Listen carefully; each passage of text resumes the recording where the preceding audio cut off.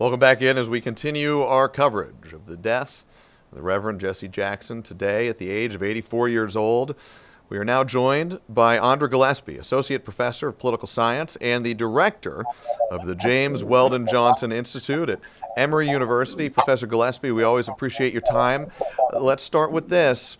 When you heard the news today, what was the first thing that went through your mind? Well, it certainly was a sad day. Certainly wasn't what I expected to wake up to. Jesse Jackson looms large in the history of African American politics. In my own classes, I happen to be teaching African American politics this semester. We're going to talk about Jesse Jackson both tomorrow and probably next week in my classes. And in another class that I teach on Black political leadership, I devote a whole week to the discussion of Jesse Jackson. You cannot talk about Black politics, you cannot talk about Barack Obama without talking about Jesse Jackson and the way he kind of laid the foundation for Black politics as we know it today. And Professor, I wonder if you can weigh in on this. The Reverend Jesse Jackson occupied space in, as a reverend, the religious space in our country. He was, of course, a civil rights activist, and he spent a great deal of his time and energy in the elected politics of our nation, blending all three of those sometimes different, sometimes combined facets of our public life. When you look at his life and legacy, how did he interweave those different themes? Well, I mean, I would actually argue that his biggest role is actually in helping to bridge certain types of generational divides. Within the scholarship on African American literature, there are lots of critiques about how he leveraged his identity as a minister and his forays into electoral politics. And so there are certainly things to critique about in terms of how he used his positionality. But we can also talk about the ways that he served as a transition period from the stalwarts of the mid-20th century civil rights movement because he was younger. He was able to sort of provide sort of a more youthful response to the civil rights establishment that was a counterweight in many instances to the Black Power movement and Black nationalism. But then he's also incorporating certain elements, of Black nationalism, certainly in his quest to make sure that there was greater Black representation in terms of, being involved in corporate America, whether it's as entry-level and mid-career employees versus those who occupy those suites. And he certainly used the gravitas of it to try to sort of moral voice and to provide moral clarity.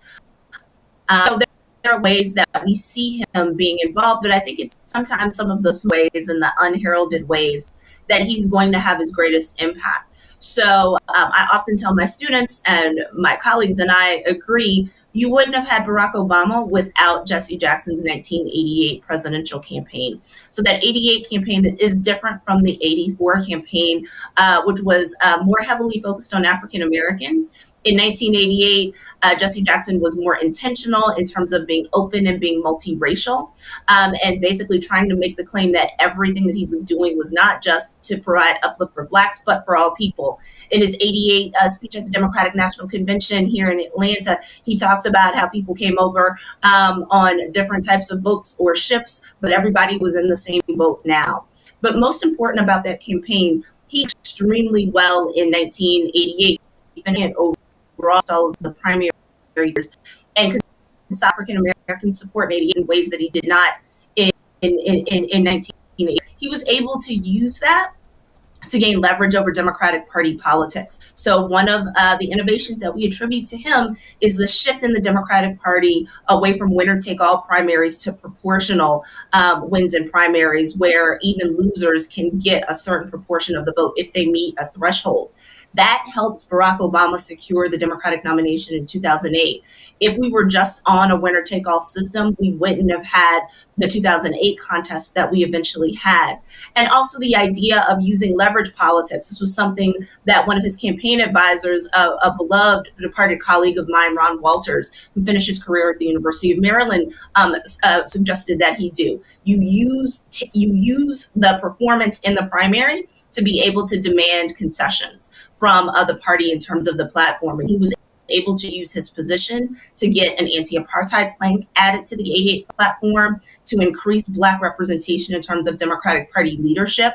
So most of us attribute Ron Brown becoming the first Black chair of the DNC to Jesse Jackson's leverage politics in that 88 convention. And then if we think about some of the things that we've seen people do later, Bernie Sanders, in terms of, getting rid of or diminishing the importance of superdelegates after 2016, that leverage model was established by Jesse Jackson. So it's not just Black people who have a debt to Jesse Jackson for sort of the road that he paved before them. It's also many other types of politicians as well. Professor, we are short on time, but grateful for your perspective. One last question, briefly, but an important one.